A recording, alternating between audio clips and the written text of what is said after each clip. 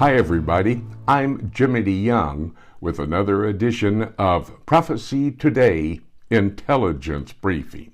The headline today, Pope Francis is going into the Middle East with a visit in Iraq to Ur of the Chaldees, birthplace of Abraham, and then to Babylon, the location where Nebuchadnezzar took the Jewish people, put them in captivity for a 70-year period of time, about 2,500 years ago. The Pope's reason for going there is to bring a group of religious entities together, an interfaith prayer group, to consider praying, coming together, joining as a one-world religion, which is basically Revelation chapter 17. I'll get to that in a moment when we take a look at the book right here on Prophecy Today Intelligence Briefing. My broadcast partner is going to be Mike Gendron. He has an organization entitled Proclaiming the Gospel. Their website, proclaimingthegospel.org. You might want to go there, stay on top of his ministry, basically to evangelize the Catholic Church and all those who are members who really are not born-again, Bible-believing Christians. Well, we'll get to Mike and his report about the Pope's visit to Ur of the Chaldees and to Babylon in a moment. But speaking of Babylon, I have a 5-hour audio series entitled The Babylon Factor. This will give you information about the city of Babylon and the philosophy of Babylon. You know, the word Babylon is actually used over 200 times in the Bible. When we come to chapter 17 of the book of Revelation, in verse 5, it refers to a false church. In chapter 18, the word Babylon is used 3 times, referring to a great city.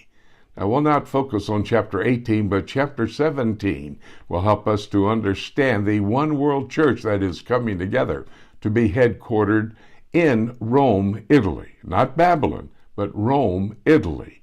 We'll talk about that when we do take a look at the book, but you would want to go to my prophecy bookstore, prophecytoday.com, and make your purchase of the Babylon Factors.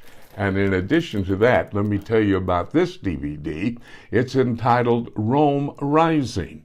I actually went to the Vatican in Rome and there did a production on how this is going to be the next most important city in Bible prophecy. I'm talking about Rome, Italy, which will be headquarters for that false church found in Revelation chapter 17.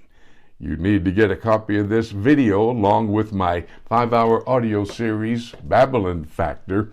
You'll be able to better understand our focus on the program today with our good friend Mike Gendron. Now, Mike comes to give us that report about the Pope's travels. And Mike, when we have a conversation, it's usually focused on what's going on at the Vatican, what Pope Francis may well be doing. And it looks like that this week, Pope Francis is on the road again. He's going into a portion of modern-day Iraq to a place called Ur of the Chaldees, the birthplace of Abraham, the patriarch. Quite an interesting visit, quite an interesting archaeological site as well, is it not? Yes, it is. In fact, it's often considered an ancient site of child sacrifices. And, of course, the focus of his trip is to bring harmony between religious groups, and some of them are very well known. We've got the Muslims and the Catholics that are seeking unity, but there's also some smaller religious groups, the Sabians, and they're mentioned 3 times in the Quran, always alongside Jews and Christians. And so then the other group that they're looking at is a smaller group that is monotheistic. So I think what the Pope is attempting to do is find religious unity among all monotheistic religions. And I'm certain that he is going to be able to encourage visitors, not only Iraqi visitors, but visitors from around the world to go to that particular site. I understand this site, Ur of the Chaldees, very popular in the 70s and 80s, but because of the Iraqi war with the nations of the world and also the coronavirus, it's kind of been shut down, so he'll have a dual purpose in his visit. Am I correct that Pope John Paul tried to visit this site at the time when Saddam Hussein was in charge there, the dictator of Iraq? Yes, you're right, Jimmy, and that trip was canceled at the last minute because of the growing tension because of Saddam Hussein in the region. But it's really interesting that the Pope has chosen this site to visit. I'm wondering now if his next visit might be an interreligious prayer meeting in the land of Shinar, where the sons of men built the Tower of Babel into the heavens. That seems like an appropriate site to have religious unity, don't you think? Oh, absolutely. That would be the city of Babylon. I've wanted to go there so many times, and it's not too far away from Ur of the Chaldees, all in the nation of Iraq. You know, Pope Francis, as we're talking about, has a dual purpose to encourage those to visit those particular sites. But this interfaith prayer meeting, what's that all about? Explain that to us, will you, Mike? Well, sure. We know that this Pope Francis has made it abundantly clear that the ecumenical unity agenda, which he is pushing, has been a top priority ever since he took the papacy. So what he's doing is drawing the major religions of Islam, Orthodox Christianity, Protestant Christianity, Judaism, and even atheists into his papal church. And we know from the book of Revelation that one day, in the name of peace, a false Messiah will head a global religion that will harmonize the differences between all the existing religions. And so this is what the Pope's agenda is. He's traveling throughout the world now to try and unite all the religions together into his papal church. And there's a couple of things that he has done.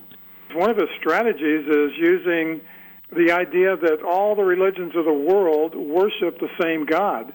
You may remember not too long ago, Jimmy, that Francis proclaimed that Allah and the God of the Catholic Church are one and the same. He said, "I greet and cordially thank you, all dear friends belonging to other religious traditions, first of all the Muslims who worship the one God, living and merciful, and call upon him in prayer." And that was back in 2013, shortly after he became Pope. So from the get-go, this has been his agenda, to unite not only with Islam. I think, that would be the catalyst for all the other religions coming together, because if you unite Islam and Catholicism, you've got 42% of the world's population coming together. That is a very interesting figure that you just brought to our attention. It seems to me, and you mentioned it just a bit, he's going to travel the world. The Pope's taking this show on the road to get to the peoples of the world and try to bring this all together. However, Mike, I've got to say it still smells much like Revelation 17. Talk to us about that connection between the two.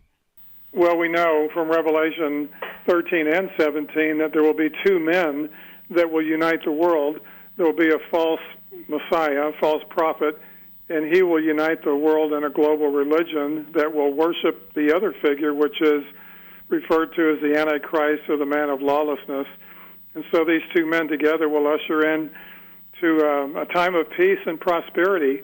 And it's really interesting, Jimmy, if you study Catholic eschatology, they really believe that there will be a Catholic Pope and a Catholic Patriarch that will come together to fulfill prophecy.